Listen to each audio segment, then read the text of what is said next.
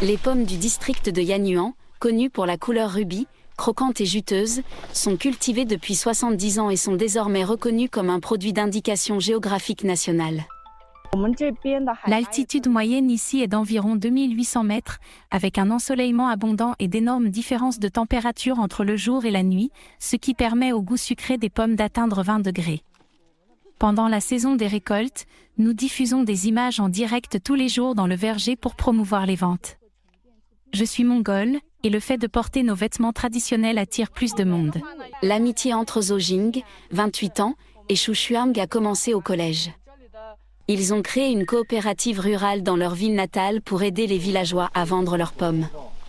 Le district de Yanyuan compte 14 groupes ethniques, dont les Yi, les Zhang, les Miao et les Mongols. Les minorités ethniques représentent plus de 60% de la population totale. Cette diversité permet à Zhou Jing d'établir plus facilement des liens avec les villageois. Je suis très reconnaissant envers la coopérative pour nous avoir aidé à augmenter le prix des pommes. À l'heure actuelle, le revenu annuel par habitant lié aux pommes dans notre village a atteint 50 000 yuan. L'un des principaux objectifs de Zhou Jing et de Xu Xuang est de faire progresser la technologie agricole. Ils ont introduit des techniques telles que les hybrides nains et les films réfléchissants pour améliorer la culture. Après la récolte, les pommes sont traitées par une chaîne de triage automatisée.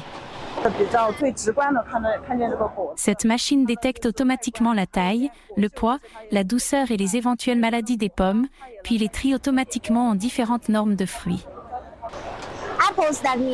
Les pommes qui répondent aux normes en termes de poids et de douceur peuvent être vendues comme fruits frais, mais ces plus petites ne seront pas gaspillées pour autant.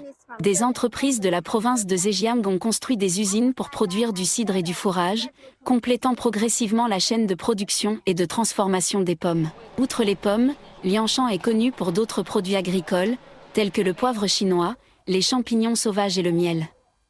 Zhou Jing et son équipe aident les agriculteurs à commercialiser ces produits, ce qui leur assure un revenu tout au long de l'année, au-delà de la saison des pommes. Le gouvernement nous a beaucoup aidés. Il nous a donné de nombreuses occasions de participer à des expositions et de développer nos activités. L'année dernière, les ventes de notre coopérative se sont élevées à 29 millions de yuan, mais les principaux bénéfices ont été réservés aux agriculteurs. Notre plus grande motivation est que les agriculteurs puissent augmenter leurs revenus. La prochaine étape pour Zhou Jing et Xu Xuang est de se lancer dans le commerce électronique international, afin que les pommes de haute qualité cultivées par les minorités ethniques d'ici atteignent les marchés mondiaux.